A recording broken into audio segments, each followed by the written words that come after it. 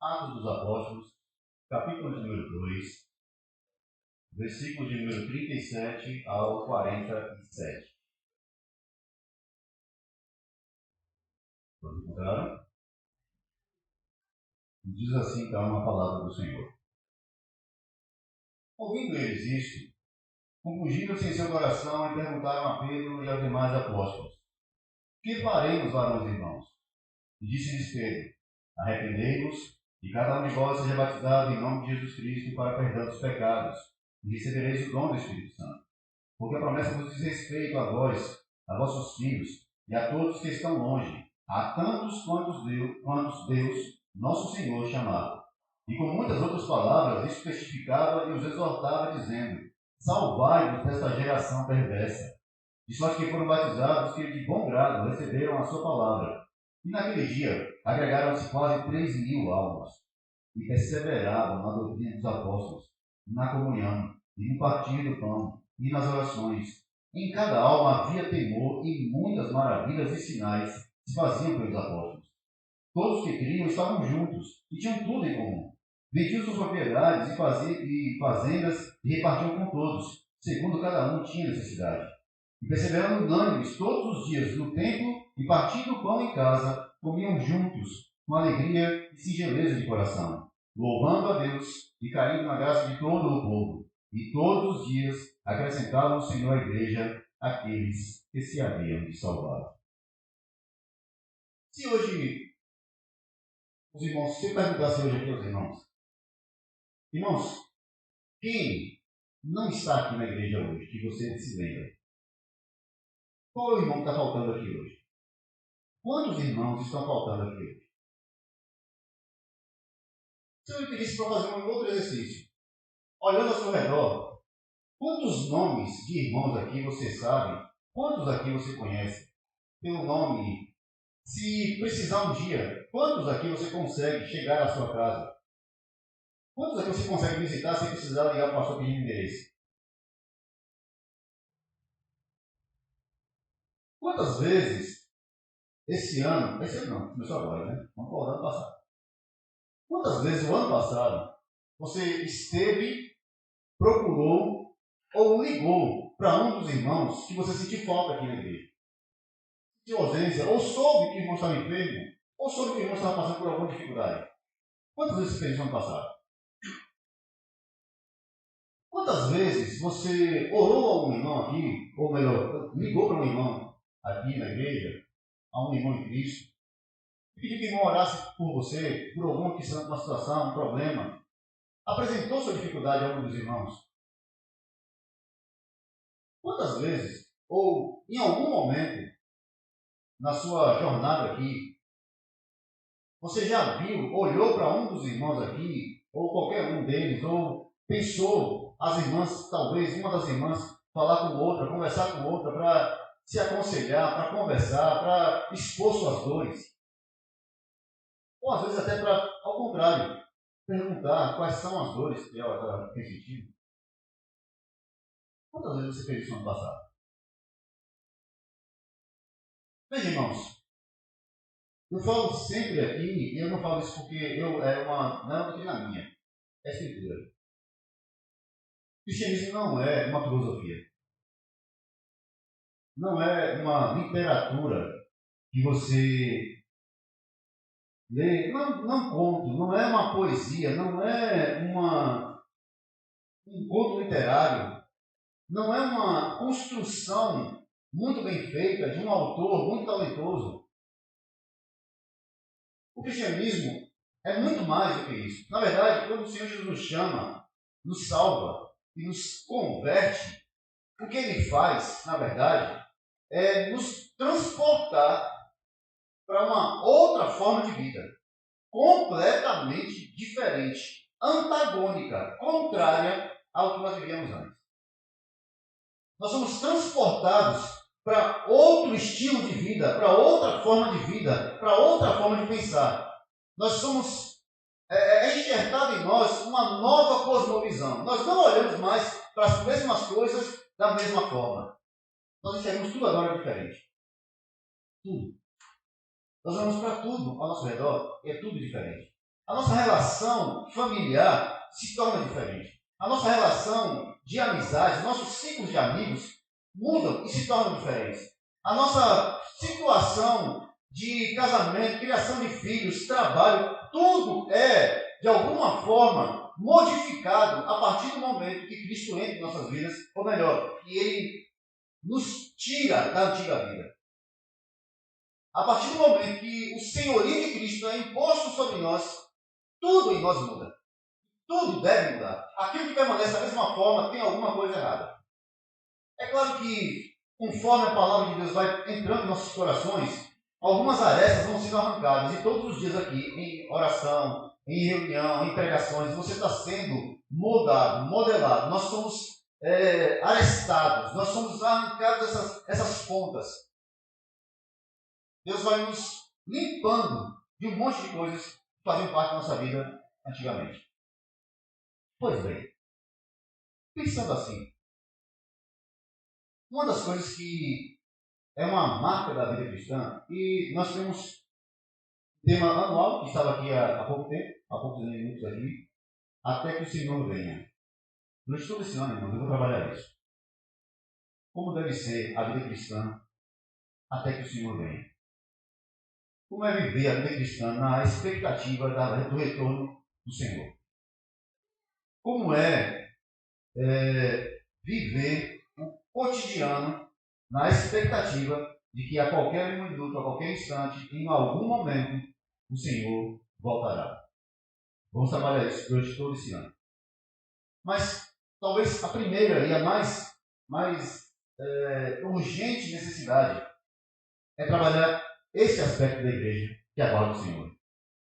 A unidade do corpo de Cristo. Nós não somos várias pessoas reunidas em uma casa, em uma sala, em um local, em um salão. Nós somos membros do corpo de Cristo. Sendo assim, nós não pensamos de forma coletiva. Nós não somos um coletivo no sentido de plural, de todo mundo, de cada pessoa tem seu mundo, cada pessoa seu universo. Nós temos uma coisa que nos une de maneira muito singular, que não pode, de forma alguma, ser colocado de maneira secundária. Não, isso aí é uma outra questão. A minha vida com Deus não tem nada a ver com a minha vida, com as coisas que eu vivo, com as coisas que eu faço. Minha vida privada é minha, a minha vida da igreja é outra coisa. Não, isso não tem nada a ver com isso. E isso não tem nenhuma base bíblica. A Escritura nos chama a sermos servos de Cristo. E esse serviço é integral. Porque ao contrário do que, infelizmente, há uma massificação das ciências humanas em dizer que o homem é corpo, alma, é um espírito, cada parte dele é separada, você tem que trabalhar isso aqui, você tem que trabalhar aquilo ali. Não, o homem é um ser, um só. Ele não tem partes, ele é um.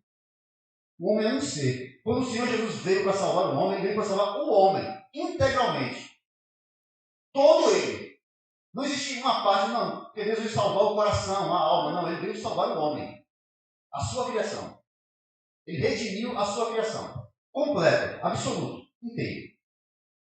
E nessa inteireza, nessa completude, talvez a nossa grande dificuldade seja justamente a de percebermos que nós não somos separados, nós não estamos separados dentro do reino. Nós andamos, caminhamos no mesmo caminho, estamos na mesma direção. Agora eu sei, muito da nossa forma de viver hoje tem a ver com a maneira também como nós vemos as mudanças do tempo.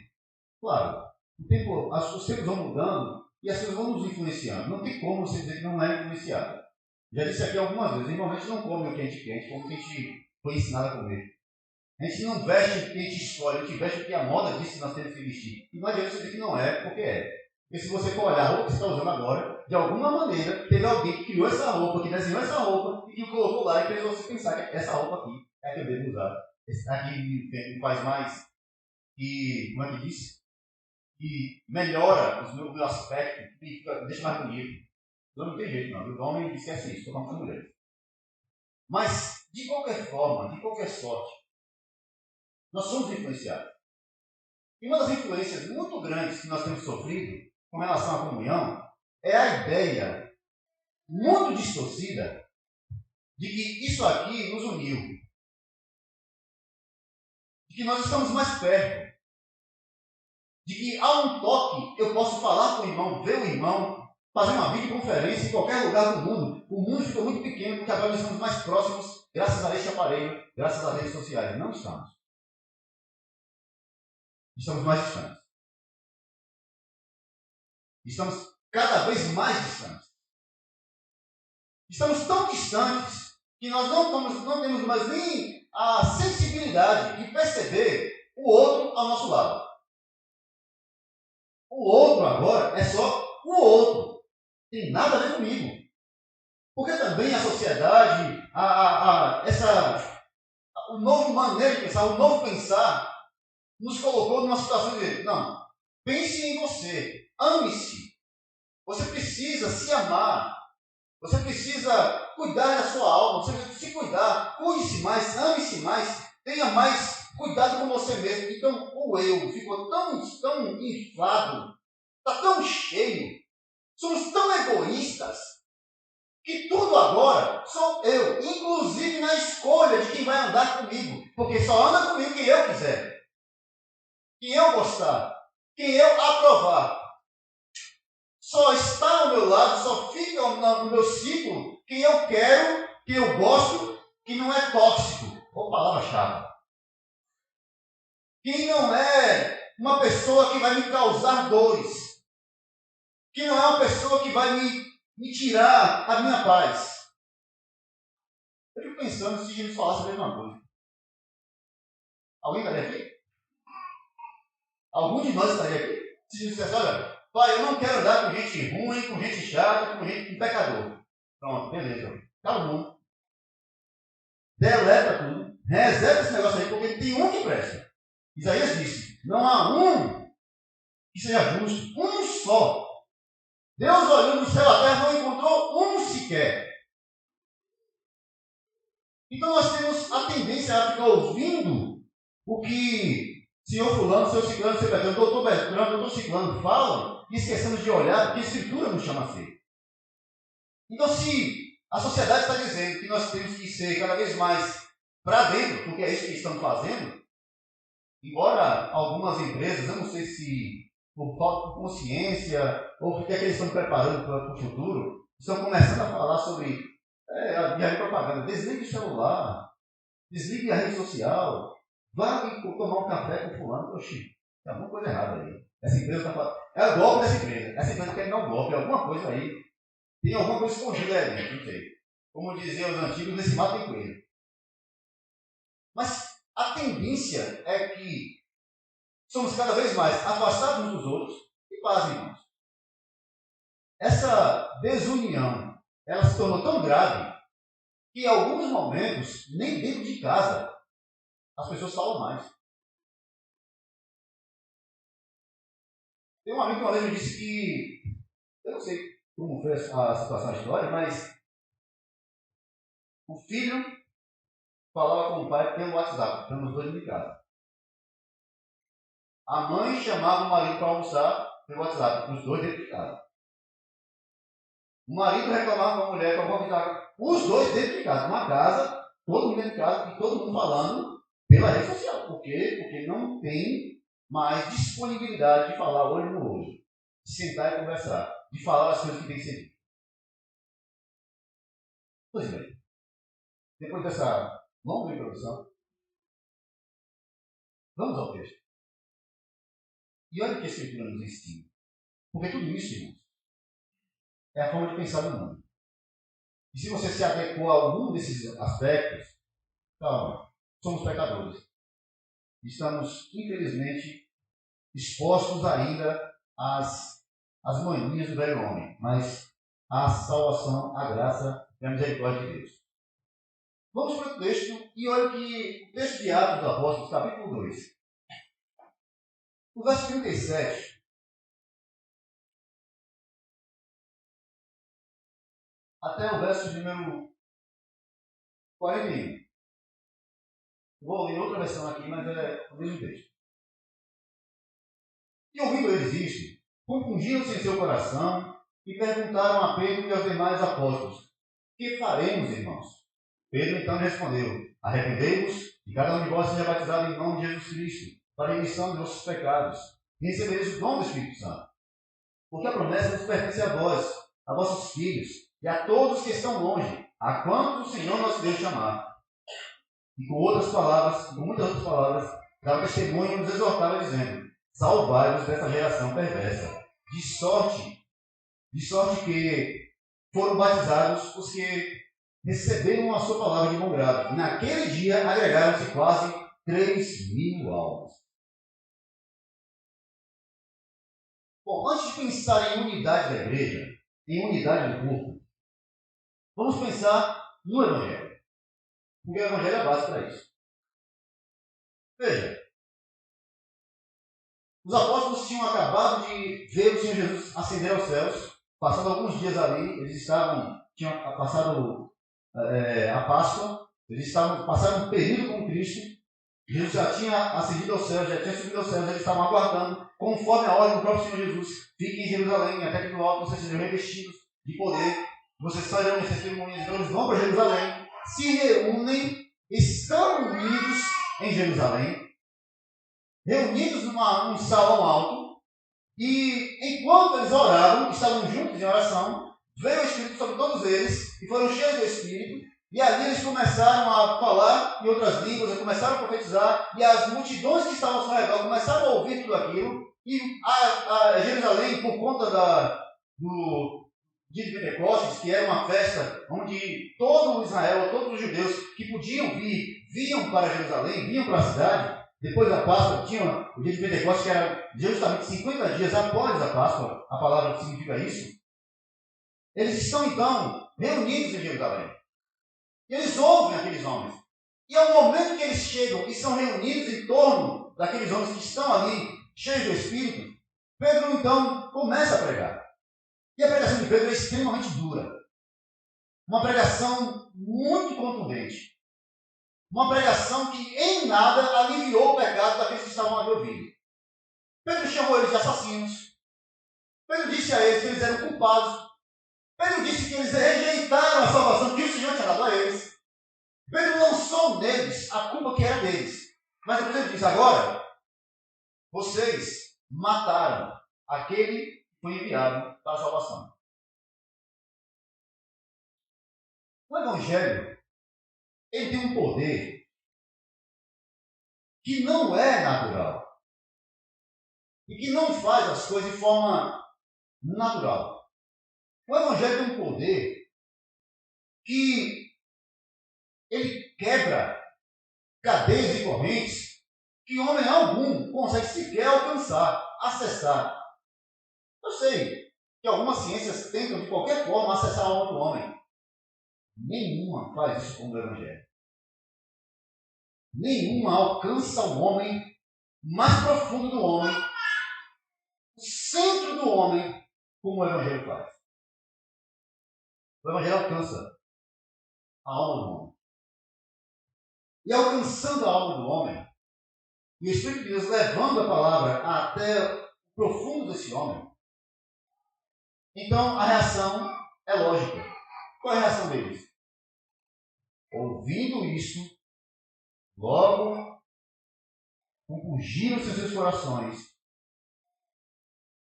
Perceba, ouvindo isso, Paulo, aos Romanos, capítulo 12, capítulo 10, verso 17, ele diz: olha, porque eu creio em que eu ouvi e ouvi a palavra de Deus. Quando eles ouviram o Evangelho, quando eles ouviram quem era Cristo, quando foi apresentado para eles quem é o Senhor Jesus, de imediato eles tiveram uma reação que também é uma reação para aqueles que realmente ouviram o Evangelho e compreenderam a mensagem. Compungiram-se em seus corações. A palavra compungir é uma palavra que não é muito comum no nosso. A gente não sai falando isso lá no dia a dia, né? Não, porque vocês estão compungidos. Já falou isso para alguém? Já falou isso no telefone? Ô irmão, desculpa que eu estou um pouco compungido hoje. Ninguém fala isso, não. São palavras que a gente sabe que está no dicionário, mas ninguém usa. Aurélio, cuidado. Tanto trabalho para colocar lá, ninguém usa. Mas a palavra compungidos, e aí, é claro, no português você vai ter os sinônimos comovidos, transpassados, mas a palavra que traz do original é feridos. É como se uma espada tivesse atravessado o coração deles. Eles não foram apenas comovidos no sentido, ai meu coração, olha que palavra linda. Não. Eles não sentiram uma coisa, não foi um arrepio. Eles tiveram dor.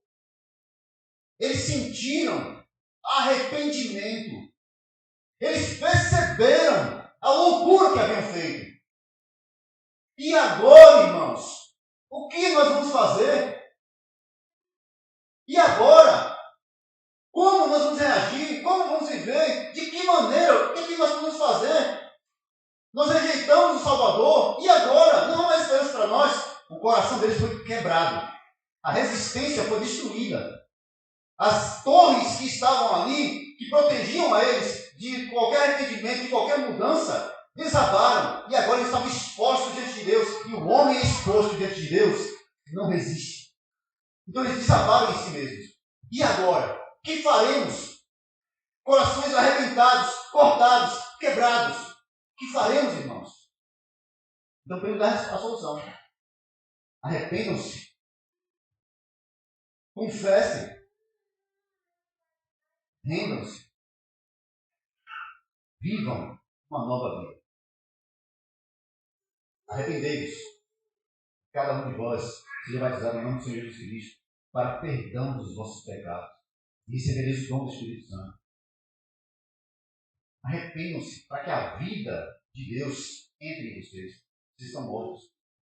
Arrependam-se para que o juízo se afaste de vocês. Vocês estão sob juízo. Arrependam-se. Bom, mas o que isso tem a ver com unidade da vida? Você vai perguntar. Sim. Tá, pastor. Você falou que o tema era a unidade da igreja. Você estava falando aí sobre ser unidos. Sim. E o que é que isso tem a ver com unidade? Irmãos, a unidade da igreja não é fabricada de forma social. Não adianta eu promover aqui encontros, reuniões, todo tipo de agenda. Eu posso encher aqui a igreja de segunda a segunda, de 8 da manhã a 11 da noite, de trabalho, de coisas, de agenda, de tudo. Todo dia tem alguma coisa para você fazer na igreja. Isso não vai significar que somos um povo unido. Podemos encher aqui de muitas coisas. Isso não vai fazer com que sejamos um só povo.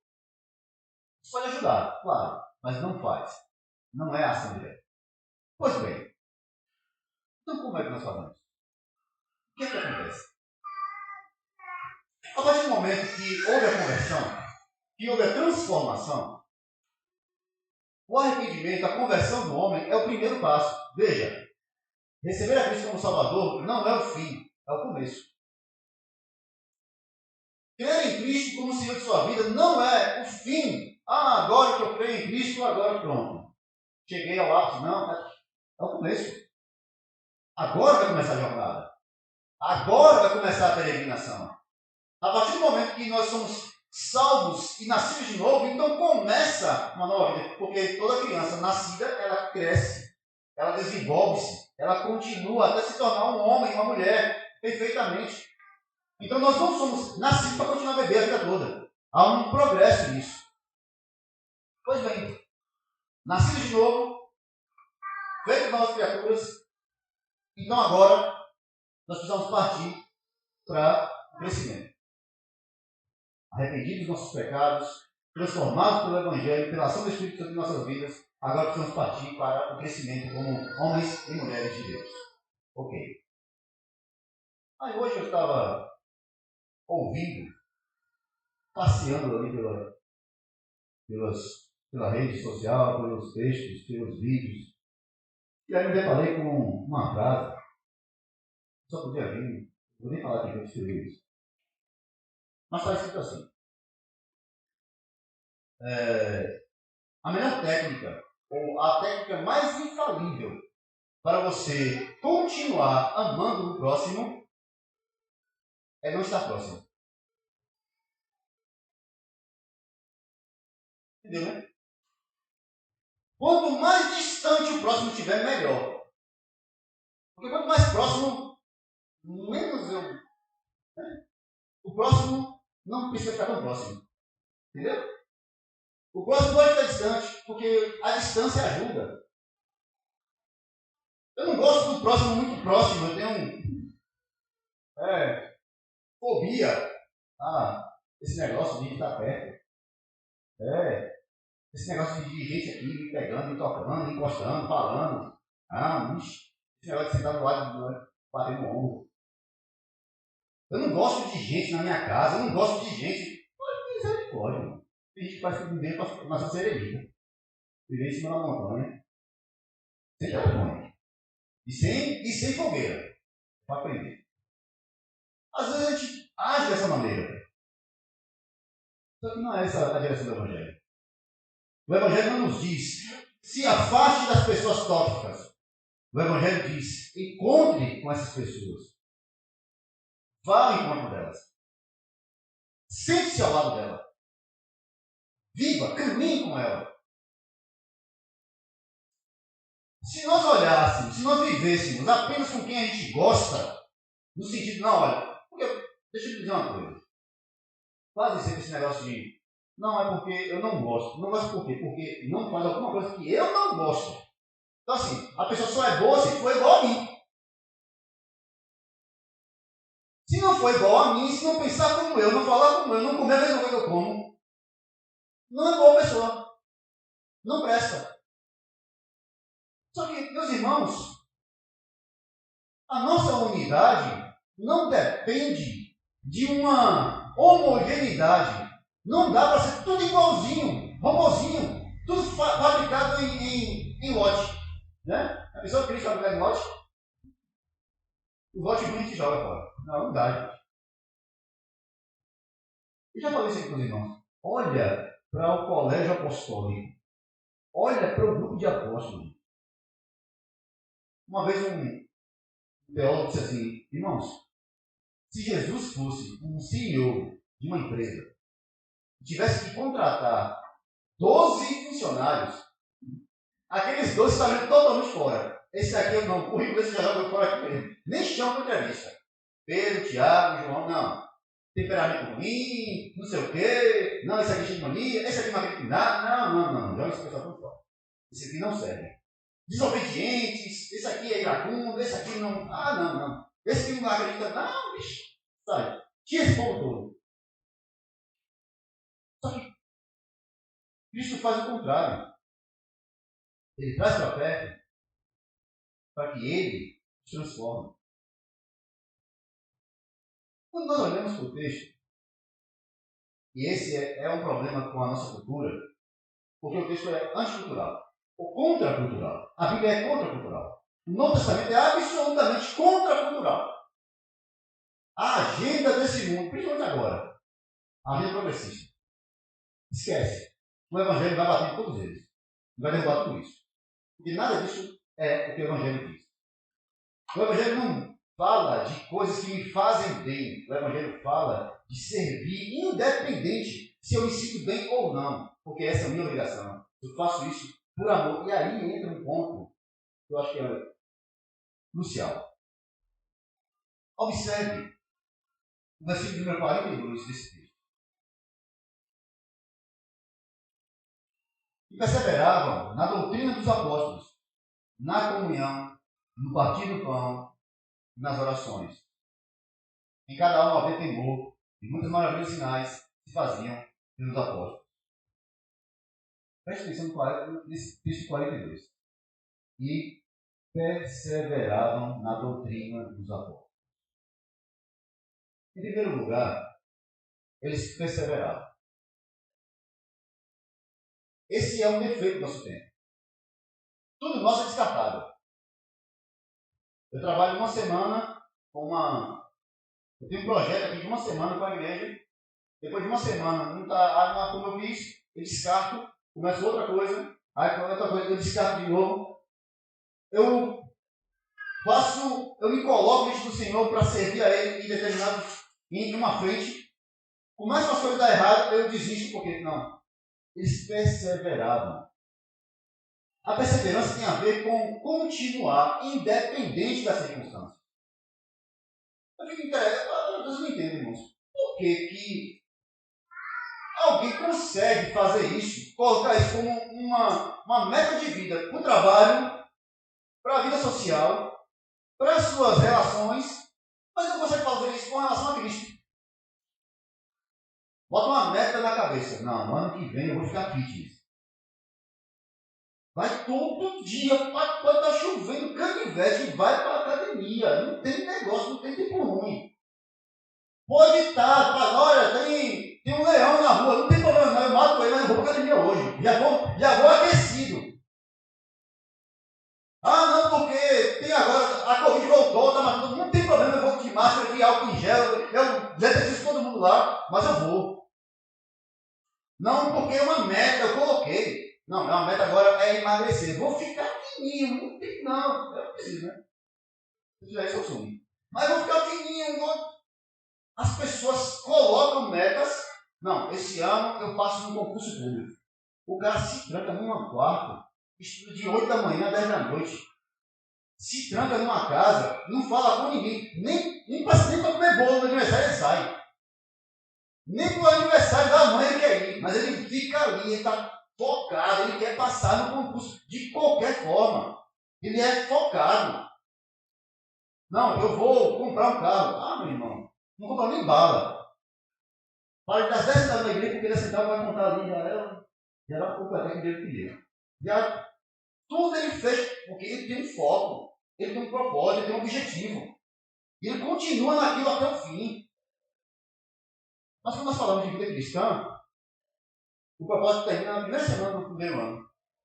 Os votos que fizeram semana passada já está começando a cair. Semana passada a gente falando, eu vou ler a Bíblia toda, até agora não começou. Eu vou orar, Senhor, todos os dias. Se Deus permitir, essa semana foi muito. E fica nesse negócio, sabe? Nós não conseguimos olhar para a vida cristã como algo permanente e contínuo, de crescimento contínuo. Uma caminhada que não tem intervalos e nem tem paradas. É contínuo. A igreja foi chamada para perseverar. E, observe, não é perseverança de qualquer forma. É uma perseverança na doutrina dos apóstolos. Na comunhão. No partir do pão. Nas orações. Mas vamos por partes. Qual é a doutrina dos apóstolos?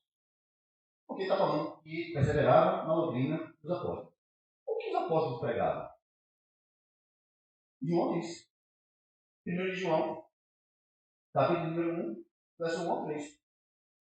O que era desde o princípio, o que ouvimos, o que vimos com os nossos olhos, o que contemplamos e as nossas mãos apalparam a respeito do verbo da vida, pois a vida foi manifesta e nós temos visto e dela testificamos e vos anunciamos a vida eterna que estava com o Pai e a nós foi manifesta. Sim, o que vimos e ouvimos, isso vos anunciamos, para que também tenhais comunhão conosco e a nossa comunhão com o Pai e com seu Filho Jesus Cristo. O que os apóstolos anunciavam? Qual era a doutrina dos apóstolos? Cristo. Quais os ensinos dos apóstolos? Cristo. Olhe para os escritos de Paulo e leia os evangelhos de Mateus, Marcos e Lucas. Você vai ver Paulo repetindo as palavras de Jesus em termos diferentes. Olhe para o evangelho de Tiago e leia o Sermão do Monte. Parece que ele está fazendo uma interpretação do texto. É um comentário. Olhe para as cartas de Pedro e olhe para os evangelhos. Pedro está repetindo continuamente palavras que Jesus falou. Eles não têm outra mensagem, eles não têm outra coisa para dizer, eles não têm nada novo. Eles falam de Cristo. Cristo é a doutrina, Cristo é o ensino, Cristo é a base, Cristo é a razão pela qual eles pregam, eles vivem, eles caminham. O Senhor Jesus é o Senhor da vida deles. A igreja que foi se aproximando, as ovelhas que foram sendo agregadas a esse aprisco, nos quais esses 12 pastoreavam, sob a liderança, sob o poder de Cristo. fazendo a mesma coisa. Paulo chega a dizer, olha, eu não fui pregar para vocês com sabedoria humana, nem com pensamento, nem com filosofia. Eu fui pregar Cristo e esse crucificado. Não tenho que falar com vocês em filosofias humanas, em teorias humanas. Não, eu tenho um evangelho para ser pregado. O evangelho é Cristo. Cristo e este crucificado. Cristo e este o único Senhor de nossas vidas. Cristo. A doutrina dos apóstolos era Cristo. A nossa doutrina precisa ser Cristo, irmãos. Porque a nossa unidade depende disso. A unidade do corpo de Cristo depende disso. Porque cristãos que não estão ligados à doutrina de Cristo não podem estar ligados. Porque o que nos une é Ele. Lembre-se, eu sou a videira, meu pai é o lavrador, vocês são as varas que foram enxertadas em mim. Vocês não andam sozinhos, vocês não vivem sozinhos, vocês não frutificam sem mim, vocês não podem fazer nada. Cristo é o que unifica a igreja. Todas as vezes que você perceber e achar um defeito, e você vai achar muitos, lembre-se disso. E ore ao Senhor. Agora, ore ao Senhor da maneira correta. Não ore ao Senhor acusando os irmãos, não. Ore ao Senhor e diz, Senhor, nós somos teu povo. O que está acontecendo? Porque parece que tem alguns que estão desligados desse povo, Senhor. Porque alguns parecem estar tão distantes desse povo, Senhor. Une eles. E se possível, Senhor, me usa. Eu quero trazer esses irmãos para perto. Eu quero juntá-los. Eu quero estar perto deles. Se nós orarmos e pensarmos assim, se nós entendermos que Cristo é o centro, o tronco, a raiz que nos mantém como igreja, nós vamos começar a ver menos os defeitos e mais as nossas necessidades de caminhar. Mas além da doutrina dos apóstolos, os irmãos perseveravam na comunhão. E aí, deixa eu lhe dizer uma coisa. Comunhão é muito mais do que estar junto. Comunhão é muito mais do que estar perto. Isso aqui não é comunhão não, tá? Não é. Não pense que isso aqui é comunhão. Não é. Não. Vou dizer por quê. Isso aqui é muito mais uma desculpa para dizer que eu fiz a minha parte. Eu mando uma mensagem para o irmão, dizendo, oi irmão, bom dia, senti sua falta ontem na igreja. Amém. Eu falei com ele, falei que senti falta do irmão, o irmão se sentiu lembrado, não quis falar nada, não. E acabou aí, porque eu fiz a minha obrigação. Mas é muito diferente de ir à casa do irmão, sentar à mesa com ele, olhando nos olhos dele e dizer, irmão, o que está acontecendo? Por que você está assim? O que houve? Por que essa fraqueza? Vamos orar juntos? O que é que eu posso fazer para lhe ajudar? O que foi que aconteceu? Talvez tenha acontecido alguma coisa que você está achando que é grave, mas vamos aqui conversar. Fale o que está acontecendo. Procure, vamos procurar. Ah, não, mas eu estou numa situação aqui que não pode ser assim. Tá, vamos procurar o pastor então, vamos conversar com ele, eu vou com você. Vamos procurar um irmão, vamos chamar alguém. Vamos conversar com alguém. Meus irmãos, algo que era muito comum no passado é uma raridade hoje. E vou dizer mais.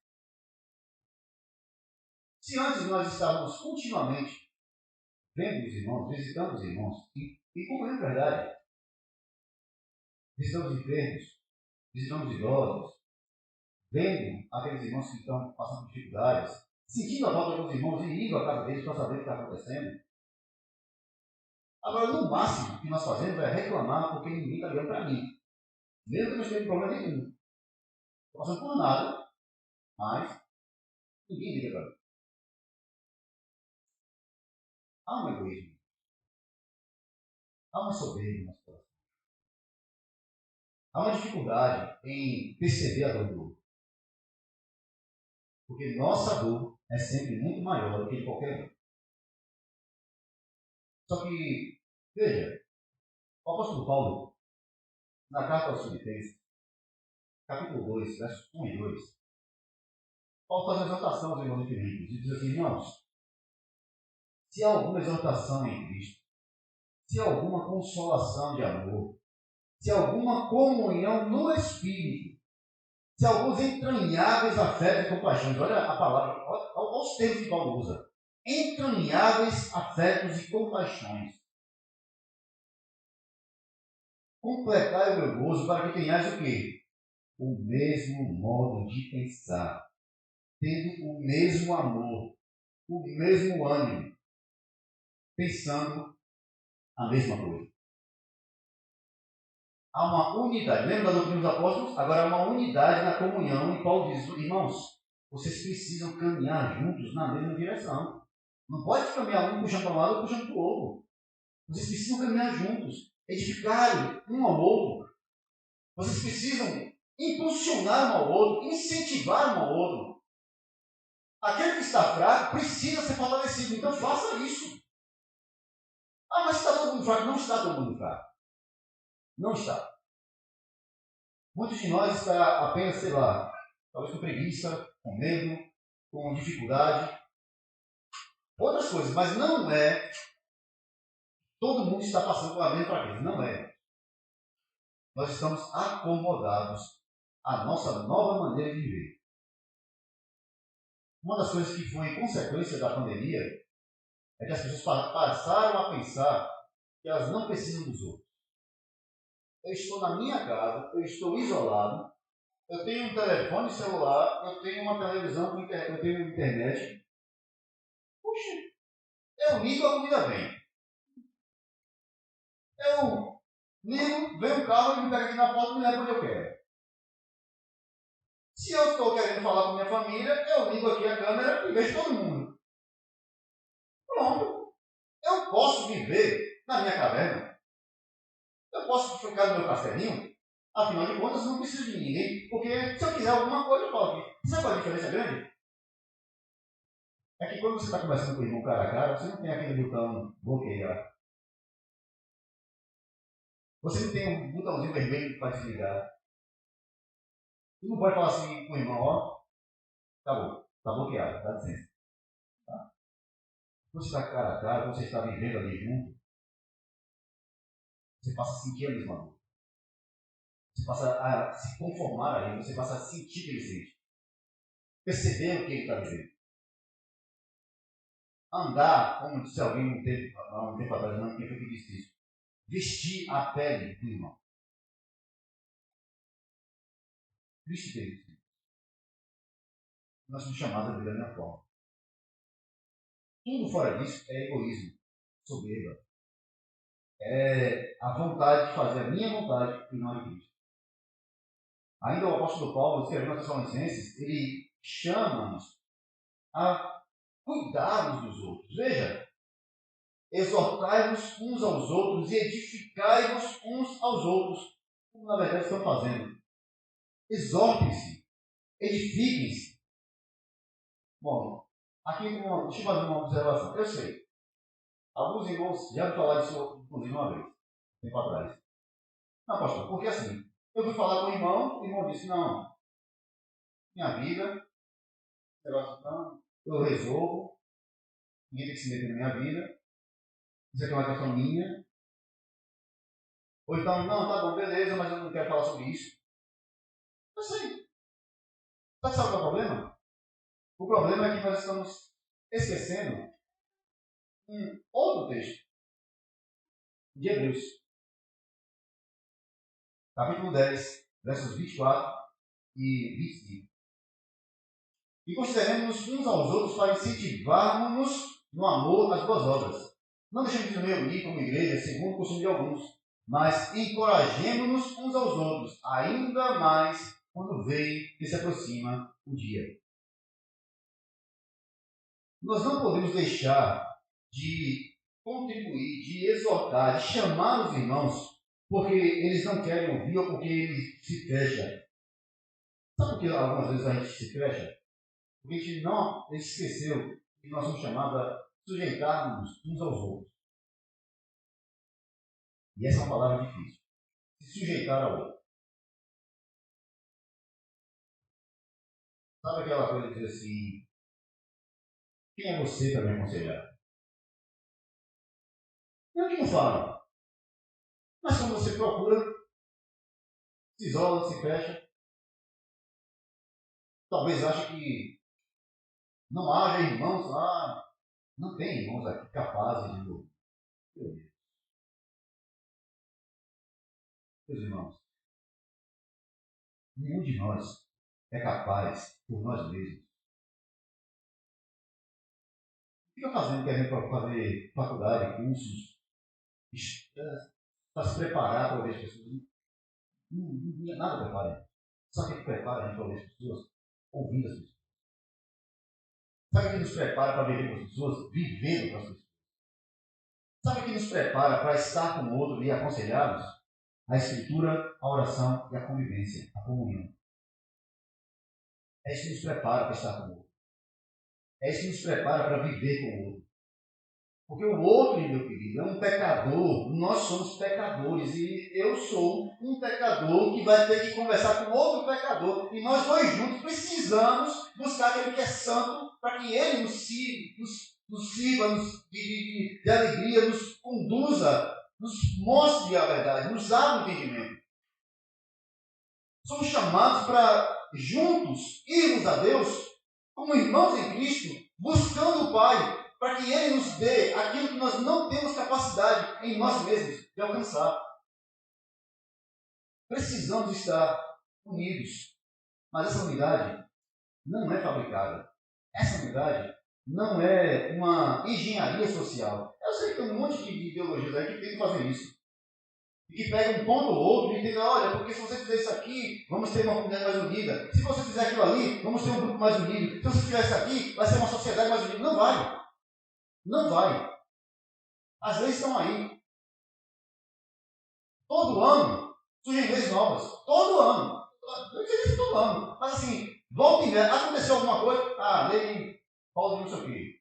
Lei Maria de não sei quem. Lei José de não sei o quê. Lei menino não sei quem. Toda hora faz uma lei nova para tentar frear o pecado que não é possível ser freado por leis.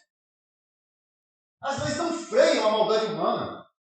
A lei do Antigo Testamento era muito mais severa do que qualquer lei que o homem jamais conheceu ou entendeu. Nenhuma legislação do mundo é tão severa quanto a lei do Antigo Testamento. Mesmo assim, eles continuavam pecando. Mesmo assim, eles continuavam errando.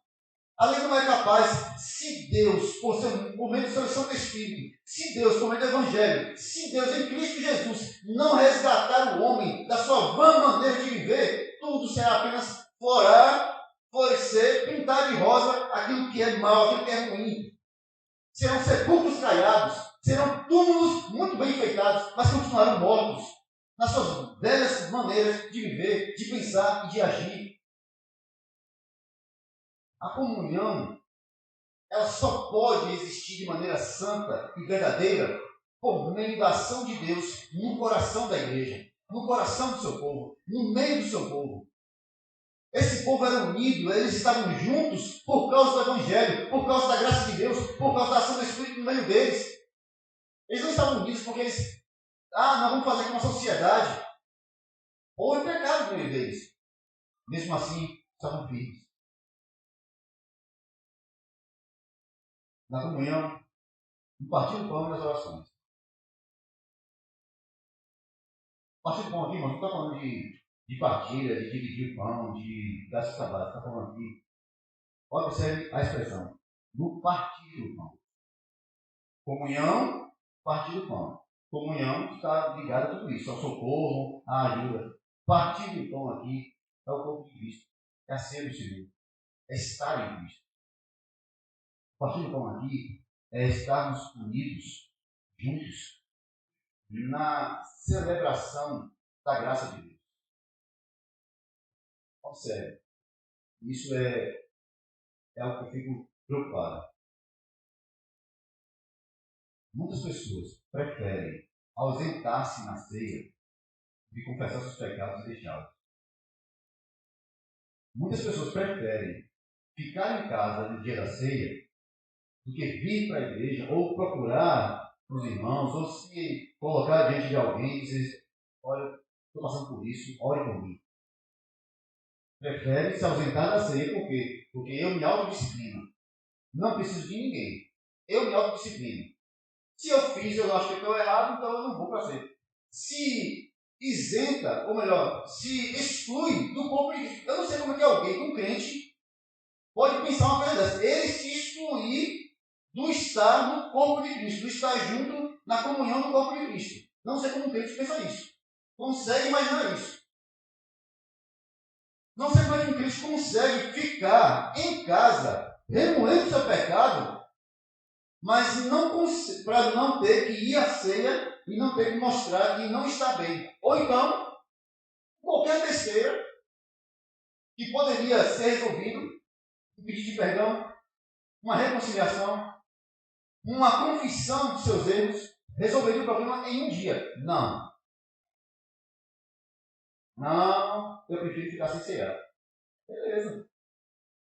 Ótimo. O caminho está sendo asfaltado para você. Cuidado. A comunhão do corpo de Cristo. E a igreja fazia isso todo dia. A igreja de Atos, a igreja primitiva, a igreja primeira, no início, os primeiros cristãos faziam isso todos os dias. E todos os dias, de casa em casa, comiam do pão, partiam com alegria e singeleza de coração, caíam na graça do povo. E todos os dias acrescentavam o Senhor aqueles que se haviam salvado. Todos os dias. Comunhão todos os dias.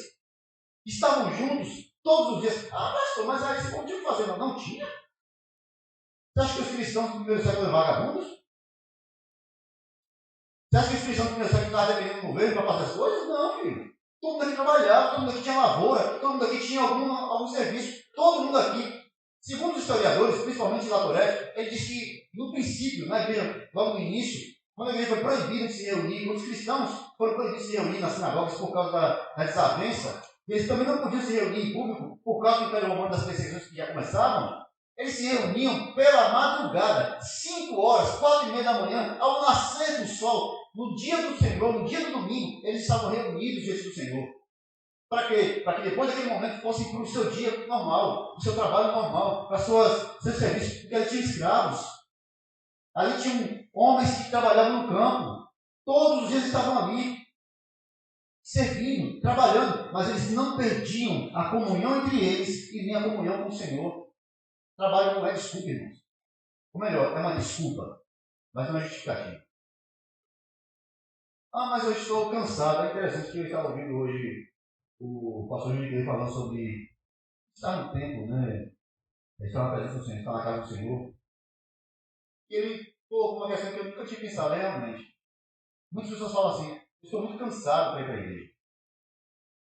Eu estou pensando, rapaz, mas se o salmista diz que ele ansiava, ele tinha anseio, ele sorvia o ar como uma coça anseia pelas águas, assim suspira minha alma por ti. Ele tinha anseio. O Salmo 84 diz que como amáveis são, Senhor, os seus tabernáculos. Os pássaros, até o pardal encontrou casa no ninho, ninho para si. Ele anseia por estar diante do Senhor, ele anseia estar com o povo de Cristo. Davi diz, eu me alegrava quando ia com a multidão à casa do Senhor. Agora nós estamos cansados, estamos ocupados, estamos fazendo um monte de coisa. O domingo não é mais o dia do Senhor, o domingo é meu dia. E se eu estiver muito cansado porque eu fui para a praia, porque eu fui para não sei aonde, porque eu fui para o clube, porque eu fui fazer alguma coisa, à noite eu não vim para a igreja, eu durmo o dia todo. Porque eu não tenho prioridade do Senhor para mim. Deus não é prioridade da minha vida. Culto ao Senhor não é prioridade para mim.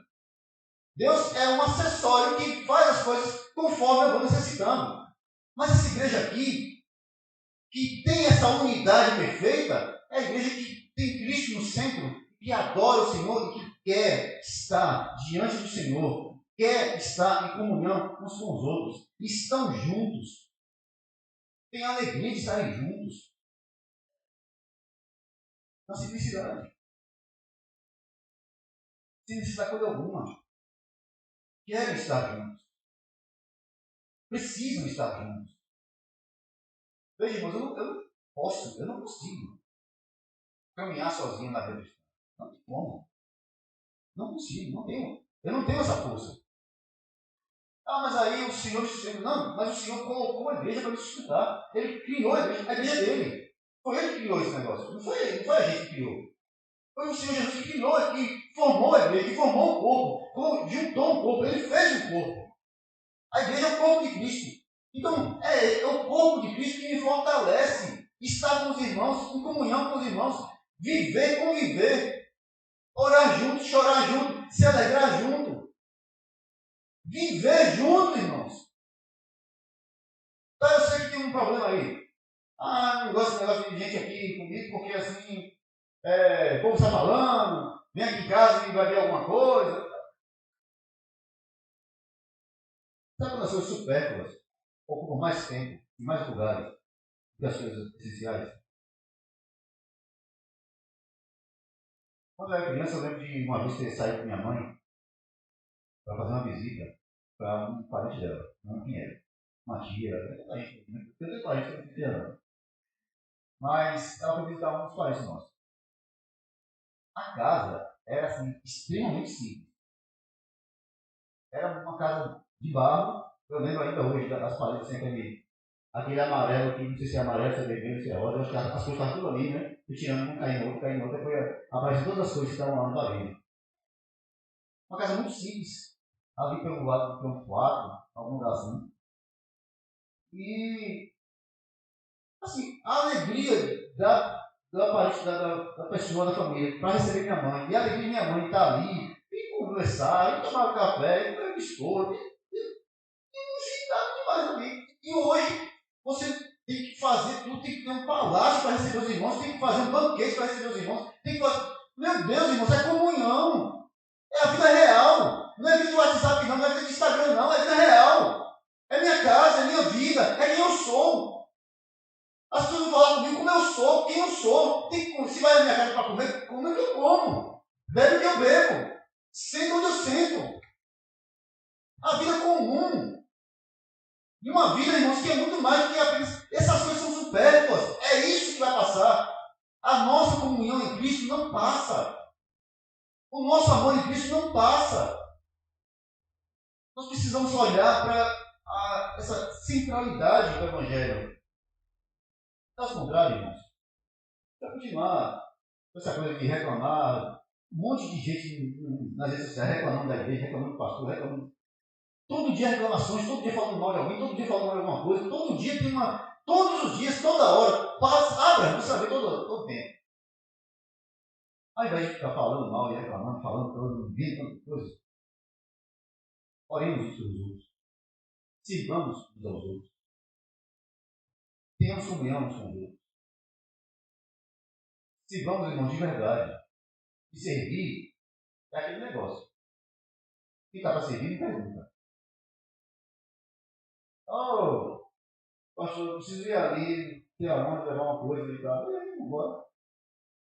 Vai perguntar assim, e aí, vai botar gasolina, tu vai consertar o negócio, é para ir que horas, volta que horas, porque assim e tal, depois eu tenho que ir, rapaz, bota as caras assim, vai ter que limpar o carro depois. Não tem dificuldade para servir, para estar disposto. Há muita dificuldade para estar junto.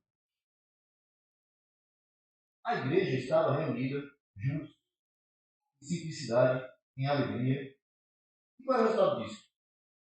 O resultado disso era aquilo que provavelmente eu vou parar por aqui. Que falta hoje. Que nós precisamos orar ao Senhor e pedir a Deus ajuda. Em cada alma havia Senhor. Não estou preocupado. Sinceramente, estou preocupado. Porque esse é um tempo, no nosso país, é uma vergonha em todos os tempos, em tudo. Mas, socialmente, politicamente, juridicamente, tudo isso aí é normal, porque o mundo é caído, está com seus problemas. Mas o que me envergonha, o que me entristece, é a igreja. É aqueles que se apresentam comigo. não há mais temor pelo nome do Senhor. As pessoas não temem mais a Deus. Não temem porque fica muito claro em seus comportamentos. As pessoas agem como querem agir, fazem o que querem fazer e continuam estando na igreja, ouvindo as pregações, ouvindo os louvores do mesmo jeito. Um pastor adultera com a mulher e a mulher está ouvindo uma música gospel lá. Enquanto isso, um homem engana o outro, rouba na cara dura, mas no carro dele está tocando uma música gospel, porque ele é evangélico. Ou palavrazinha que é outra que não vai tirar do dicionário. As pessoas estão vestidas com uma capa de santidade que não é santidade. Não tem nada a ver com santidade. É apenas uma capa que veste para aparentar uma coisa que não são. Um monte de gente fazendo um monte de coisa em nome de Deus, mas não tem nenhum temor pelo nome dele. Não sabe quem é o Senhor. Não tem a menor ideia de quem é Deus. Agem como querem. Vivem como querem. Se comportam como querem. Se expõem da maneira. Meu Deus, eu não sei, irmãos. As pessoas agem como se Deus estivesse morto. Talvez Deus tenha razão. As pessoas agem, os crentes, os irmãos, agem como se Deus estivesse morto. Muitos oram por um avivamento na esperança de que, sei lá, caia um raio do céu no meio de um culto, caia um terremoto, venha e abra uma cratera e engula um monte de pecador para ver se alguém ganha temor de novo. Mas isso não vai acontecer assim. O temor de Deus vem por conhecer a Ele, por saber quem é Ele, por andar com Ele. Como é que eu posso viver uma vida de ímpio, dizendo que eu sou crente? Como é que eu posso, irmãos, me apresentar como servo do Senhor, mas agindo de maneira ímpia? Eu falo como ímpio, eu me comporto como ímpio, eu vivo como ímpio, eu trato as pessoas como ímpio. Eu sou um ímpio, mas quando eu chego na igreja eu sou um santo. Ou quando eu estou lá lendo a minha Bíblia, ou quando eu estou postando frases na internet. Que tipo de cristianismo é esse? Que tipo de fé é essa? Na igreja havia temor. Em cada alma havia temor. Deus agia de maneira poderosa no meio da igreja. Cada alma havia temor. E o Senhor acrescentava à igreja todos os dias aqueles que iam sendo salvos. E o Senhor manifestava a sua graça todos os dias no meio dessa igreja. Um monte de gente aí fabricando avivamento. Mentira. Mentira. Tem nada de verdade nisso. Nada. Absolutamente nada. O que eles estão fazendo? Sim. Teatro. Só isso. Não há conversão, não há arrependimento, não há lágrimas. Ninguém se arrepende mais. Ninguém volta-se para Cristo. Senhor, tem misericórdia da minha alma. Sou miserável. Que tipo de cristianismo é esse, irmãos? Quando nós olhamos para a igreja e nós olhamos para o texto de Atos, aí nós entendemos, finalmente, que o Evangelho precisa agir no coração dos homens, que o Espírito de Deus precisa mudar o coração dos homens. É na mudança que acontece por meio do Evangelho que a igreja se torna uma, que o pensamento da igreja se torna um, que a igreja começa a caminhar de maneira uníssona, falam na mesma língua, pensam da mesma forma, agem do mesmo jeito, comportam-se como servos do Senhor. Uma igreja de santos. Então, se eu posso deixar aqui algumas conclusões e algumas observações. Embora os irmãos em Cristo, ali da igreja primitiva, tivessem uma proximidade muito maior com o Senhor Jesus, alguém fala assim, não, estavam ali perto, primeiro século, primeiro momento, primeiro amor e tal. Não, irmãos. Olha a história da igreja.